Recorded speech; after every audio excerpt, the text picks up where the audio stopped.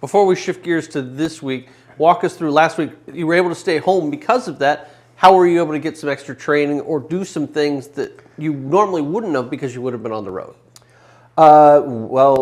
Saturday we were really, we had a good chance to get some selection done Friday because we weren't traveling. So we were able to get some more selection done, particularly in our second varsity 8. So we took our time to do that on Friday. Friday afternoon was pretty windy. We didn't end up going out, and we did some kind of land drill work to work on some of our things that we have not been very sharp about. One of our tenets is attention to detail, and we went through some time to get attention to detail in our, to be honest, our boat handling has been questionable, but we had some time, so we took the time to get it right. Saturday, to be honest, was a gift. We thought it was going to be a little bit better wind than what we were looking at going to New Jersey, but we got there and the wind stayed down the whole practice. It was flat, and we were able to get some really good steady state done and got a lot of good strokes in and a lot of good change, and it's really carried on to this week. So I really several times during Saturday, it was just a gift because it was a little bit warmer. It was just almost a perfect day. Now this week you get to go to Boston. You had Boston College on the slate. You also get MIT as part of this.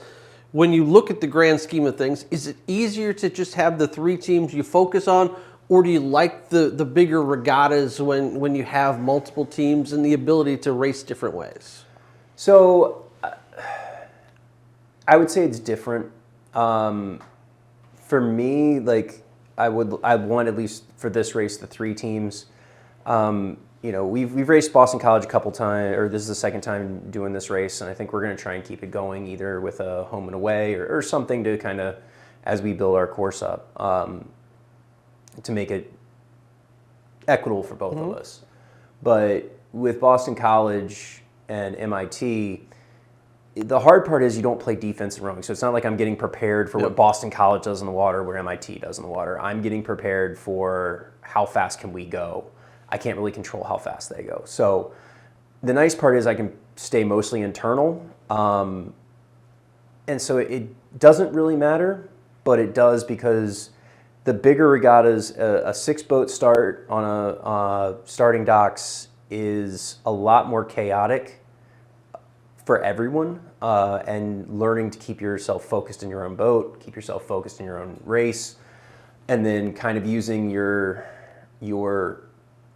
emotional energy in the second half of the race after you've really established a good first half, and not letting the moment get bigger than your skill set is something we're really focused on in the next couple of weeks.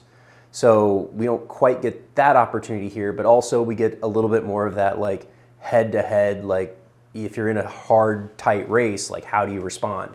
If you get up, how do you respond? How do you, it gives you a little bit of a less chaos, and then we'll expand the chaos as we keep going. The Northeast, it's a hotbed, of course, long-term programs. Being able to compare yourself against 2 standards of the Northeast, what does that say for Eastern to venture up into their territory? Well, I think first is, Boston College is a Power 5 ACC school, so anytime we're going to see Power 5s, we're looking at, the bigger world. MIT, also obviously an incredible academic school, and I know a lot of athletes go look there because of how good their academics are. So, and MIT's in the Patriot League. So, Patriot League's part of our region. Boston College and the ACC isn't. So we'll see someone who's part of our region. MIT raced a couple weeks ago and had some decent results, or last week down in Florida had some decent results. So we'll get to see how we stack up. They raced Drexel last weekend, who we want to see how we finish against, and getting some of those numbers down is going to give us a good idea of what we need to do over the next 4 weeks, five weeks. Yeah, knowing that you're in this stretch where you're going to go consistently every week for a while now, what are you hoping to see most out of your team from a consistency point, but also improvement-wise? So I think really getting our first race and seeing how we respond to sitting on the starting line in a sprint race.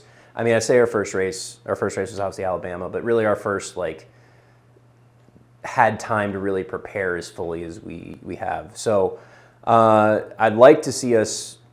One of the things we've been talking about is business in the first 1,000, and then you can pour some emotion in the second 1,000. Not letting the moment of being in a race, trying to do too much in the first 1,000 and not being able to finish in the second. Yep. You can always kind of pull on that in the second in a tight race. So looking for our teams to like come out of the start and establish a really good body of the piece and like get to work in the middle, and not just trying to race the first 500 and last 500. Like races aren't won, races can be lost in the first 500, but they can't be won in the first 500. And we really need to work the second 500, and particularly with how I want us to row the third 500 to really maintain our speed there and not have any drop as kind of the hard part sets in. Interesting you mentioned that. I had a conversation with Stephanie Jennings yesterday on the golf course. She's like, sometimes our golfers really dialed in the first 3 holes, but then you start making that turn, that's when they start losing focus. It sounds like it's similar in that aspect, that the middle part's the one you really want to, how do you, with not being able to be right there in your head, get them to refocus from a distance? So a lot of it comes to the coxswains. We've done a lot of work about that third quarter. In rowing particularly, and I think you find it in most endurance heavy sports, or I would say the pain heavy sports, cross country, even I'd say wrestling and swimming, you'd see it. That third quarter is usually where people sag a little bit. So we've done a lot of work about like, how are you going to approach that? Like everybody's going to have the same feeling. It's who responds to it with, I would say, aggression and like trying to keep going faster versus I'm tired, I'm going to give myself a little break before we get to that last 500. It's kind of that, my old coach was like, anybody can do the first 500, anybody can do the last 500. Those are easy because you're close enough to the starting line, you're pretty fresh for the first 500, the last 500, you're close enough to the finish line that it's not that far away so you can really turn it up. It's who can really go into the tank in that middle 1,000 and really put the piece out there is going to be the winner of the race. So. And then today's National Student Athlete Day. Yep. You've certainly got the second largest team across campus. That dealing with them, what do your student athletes mean to you, and how thankful are you for all of them to be part of this program? I mean, those are such hard questions to answer because there isn't like one good answer for me. Like, I'm very thankful for the fact that they trust the staff. They bought in, with the size of our team and the size of our competition squad. Like, people stay home and they have to continue to push to make it into those boats, and it's not easy. Our athletes who have injuries or illness or whatever they're coming back from, and the balance of being a student and an athlete now is somewhat different, and then finding the ability to like devote the time to be both is incredibly hard now, with all the other distractions, all the other calls on their time and effort, and then putting the team in kind of that top 3 priority is a huge part of how we go to where we want to go. So I'm incredibly thankful for them and who they are and what they bring, and making our day better when we see them. It's always hard to put the right words because it's so many words. Yep. And you can't quite cover it in a snippet, I think. How much does your days as a student athlete still go back to impact and influence how you really try to impact and prepare your student athletes now? I think it's huge. Part of the thing we talk about with the staff is that if you're coaching, you were probably in the top 5% of your team. And when you come back to be, as a coach, you have to remember that like that's a small part of your team. And I try and remember like what drove me, what from my coaches like turned me, like where I kind of rolled my eyes and didn't, and then kind of assess how I coach with those kind of things so that we give everybody what they want. And sometimes it's adjusting who you are as a coach a little bit for each individual, but then as you as a coach for the whole, making sure you're you. I think we're one of the things that I felt like I had great connection with my coaches was like in small like one-on-one situations, just meeting in their office or coming in and chatting. And I think part of our new setup is making that a little easier.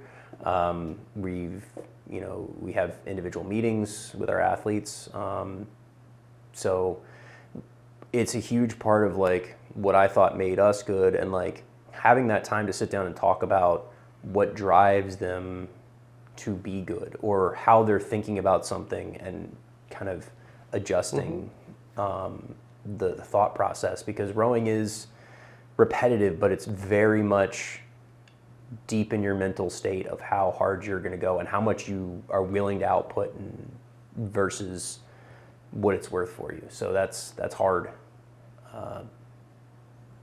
But myself as an athlete, I found it to be worthwhile, and then trying to convince everyone that it's the same thing for them.